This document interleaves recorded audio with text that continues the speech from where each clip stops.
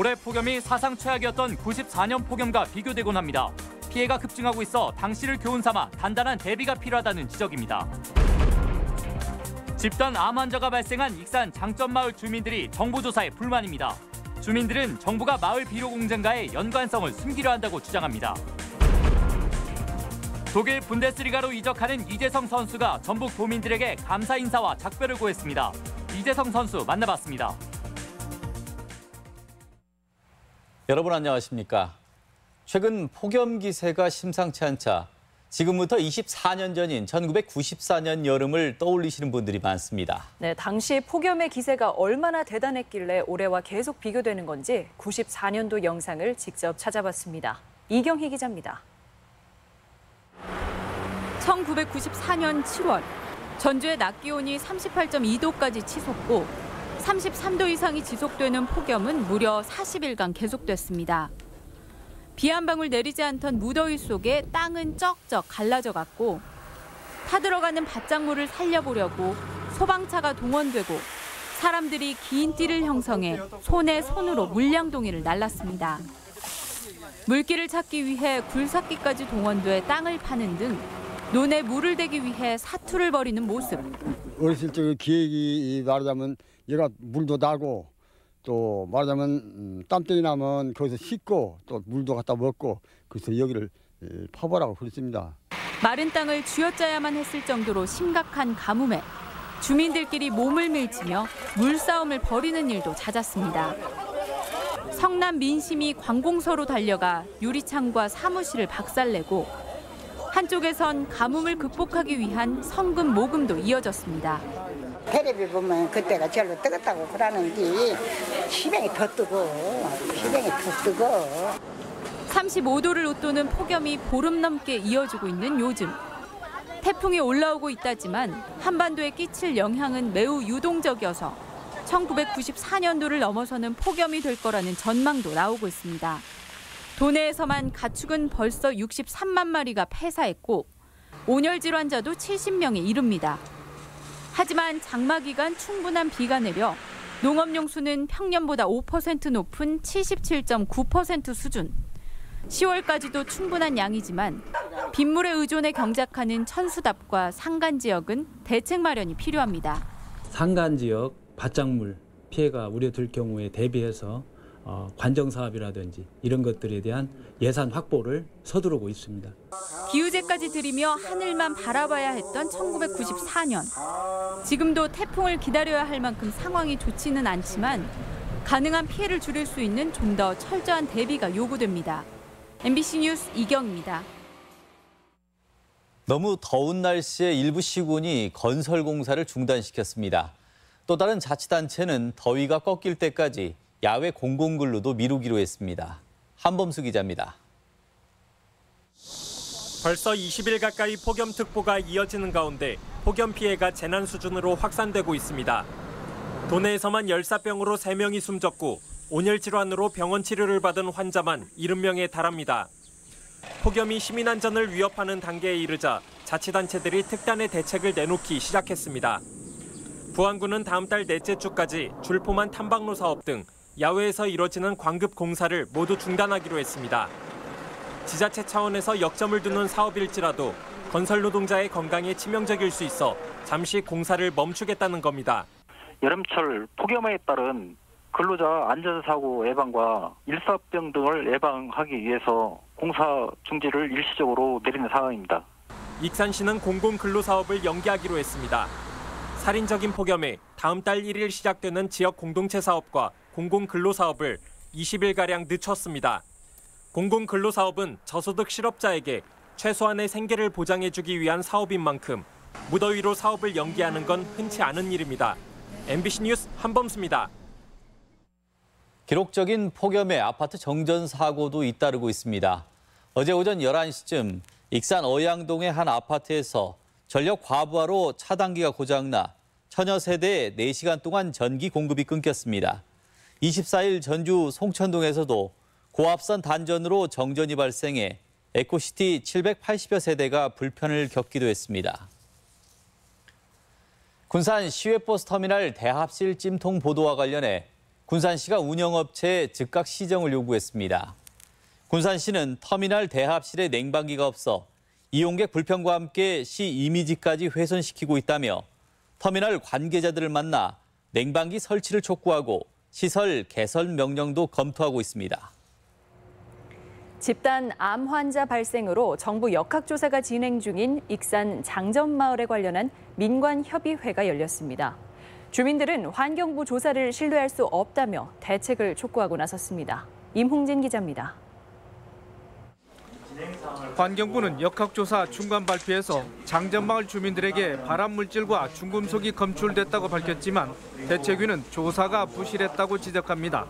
불만은 환경부 조사가 비료공장과 암 발생 간의 직접 관련성보다는 개연성만 언급했다는 겁니다.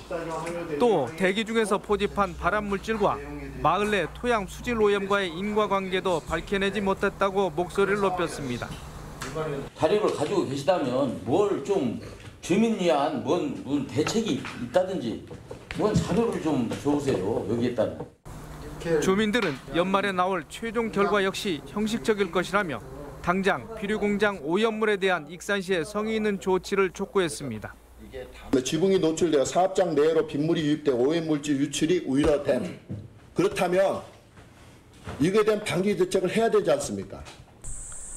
여기에 비료공장 매각 동향 파악과 함께 주민들을 위한 보건지소 설치도 요구했습니다.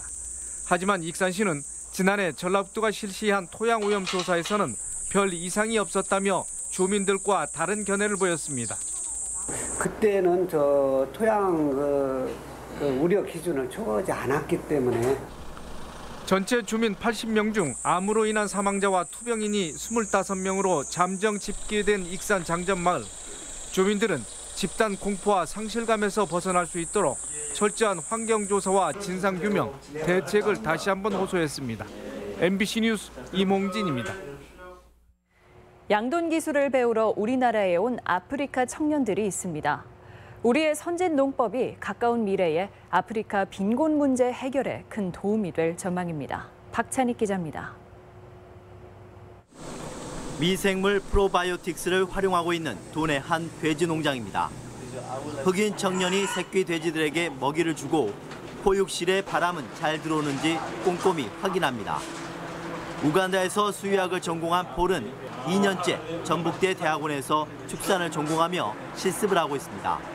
So I came here specifically to learn how to produce pork in large quantities, to produce pigs which are free of disease. When I go back to Uganda, I do the same back in my country. 폴은 자신의 돼지 농장을 갖는 것은 물론이고 대학 교수가 돼 청년 농부를 길러내는 것이 꿈입니다. 폴처럼 선진 농법을 배우려고 한국에 온 우간다 청년은 모두 10여 명. 전북대 국제농업개발협력센터는 이들을 초청하고 지원해 개발도상국이 빈곤을 해결할 수 있도록 농업기술을 전수하고 있습니다. 새끼를 잘 낳는 그런 기술들이 필요하고요. 새끼가 잘 클 수 있는 기술이 필요한데 우간다는 아직까지는 그러한 상업적 기술들이 많이 없습니다. 폴과 그의 친구들이 아프리카 개발도상국의 희망의 씨앗이 될 수 있기를 기대해봅니다. MBC 뉴스 박찬익입니다. 도내 신재생에너지 풍력 기술 개발이 탄력을 받게 됐습니다. 전라북도는 정부 지원 사업에 풍력 발전기 블레이드 신뢰성 평가와 풍력 터빈 실증 기술 개발, 해상 풍력 단지 후보지 발굴 기술 개발이 선정돼 국비 328억 원을 확보했습니다. 도는 한국에너지기술평가원과 협약을 체결하고 2022년까지 부안과 군산에서 사업을 진행할 계획입니다. 전북 현대를 이끌어온 이재성 선수가 유럽 무대에서 뛰기 위해 전북을 떠납니다. 고별전조차 치르지 못하고 떠나게 돼 팬들이나 본인 모두 아쉬워하고 있는데 강동엽 기자가 만나봤습니다. 지난해 한국 프로축구의 별이자 전북의 중원사령관 이재성, 최근 독일 2부 리그 돌풍의 팀 홀슈타인 킬 구단으로 이적이 최종 확정됐습니다. 쉽지 않은 선택이었다며 우선 팬들에게 미안한 마음을 털어놨습니다. 제 인생에서 이제 새로운 도전과 변화가 필요했기 때문에 내린 결정이었고, 다만 아쉬운 거는 이렇게 팬들을 직접 찾아뵙지 못하고 가는 게 가장 마음이 걸리는 것 같습니다. 또 프로팀으로 전북을 만난 것은 행운이었다며 전주성에서 이룬 영광의 순간들을 추억했습니다. 축구 선수도 그렇고 인간으로서도 그렇고 너무나 행복함을 느꼈고 늘 경기장에 찾아오시는 팬들이랑 이제 경기 끝나고 오올렐레 하는 게 가장 기억에 남는 장면인 것 같습니다. 새로운 팀에 대한 기대와 자신감도 엿보였으며 언제든 다시 돌아오면 반드시 전북에서 뛸 것이라며 다시 한번 각별한 애정을 드러냈습니다. 멋진 모습으로 다시 돌아와가지고 또 이동국 선배처럼 정말 후배들에게 기감이 되고 또 팬 여러분들한테도 좋은 선수로서 또 인정받는 그런 선수로서 또 다시 되고 싶습니다. K리그의 자존심으로 유럽에서 새 역사를 써나갈 이재성 선수의 활약에 벌써부터 기대가 모아집니다. MBC 뉴스 강동엽입니다. 무주 태권도 명예전당이 다음 달 착공합니다. 전라북도는 태권도 고단자들의 수양과 수련자들의 교류를 돕는 명예전당을 이달 입찰 공고를 거쳐 9월 착공한다고 밝혔습니다. 현 정부는 태권도 문화 콘텐츠화를 100대 국정과제에 반영해 무주 태권도원 활성화가 기대됩니다. 간추린 뉴스입니다. 전국 여성농민회 전북연합은 기자회견을 열어 정권 교체에도 농산물 가격 폭락과 밥쌀 수입, 대기업 진출이 계속되고 있고 여성 농민이 정책에서 소외받고 있다며 정부의 대책을 촉구했습니다. 후백제를 조명하는 학술대회가 내일부터 이틀간 국립전주박물관에서 고고학으로 보는 후백제를 알리다라는 주제로 열립니다. 도는 후백제 문화 유적의 특징, 중국과의 교류 역사를 재조명할 계획입니다. 헌법재판소가 이중지원 금지에 대한 효력 정지 가처분 신청을 받아들임에 따라 전북교육청은 도내 자사고 3곳과 외고 1곳에 지원하는 중학생이 평준화 지역 일반고에도 지원할 수 있도록 내년도 고등학교 입학 전형 변경 계획을 공고했습니다. 전주시가 저소득 청년들의 자산 형성을 지원하는 사업인 청년 희망키움 통장 희망자를 모집합니다. 대상자는 생계급여 수급 가구의 만 15세에서 34세 청년으로 근로소득에 따라 정부가 매달 지원해줍니다. 간추린 뉴스였습니다.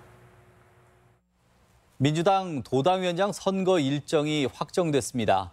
민주당 도당은 다음 달 4일 우석대 체육관에서 열리는 정기대의원 대회에서 대의원 투표와 권리당원 ARS 투표를 각각 50%씩 반영해 도당 위원장을 선출하기로 했습니다.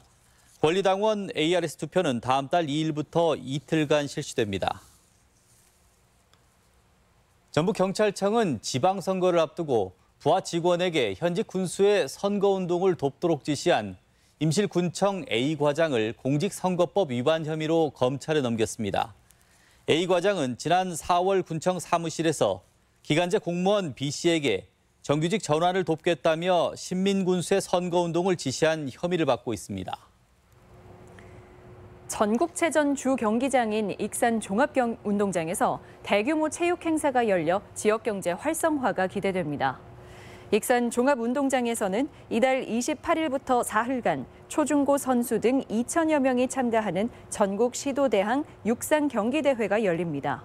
또 육상 국가대표 후보 선수단이 하계 전지훈련지로 2주간 머무를 예정입니다. 군산시가 시내버스 이용객들의 편의와 대중교통 활성화를 위해 기존 30분이었던 시내버스 무료 환승 시간을 8월부터 60분으로 확대합니다. 무료 환승 제도는 시내버스를 갈아탈 때 1회 버스 요금을 감면해주는 제도로 군산시는 배차 간격이 길어 환승에 어려움을 겪었던 농촌 지역 시민들에게 도움이 될 것으로 보고 있습니다. 전북권 뉴스였습니다.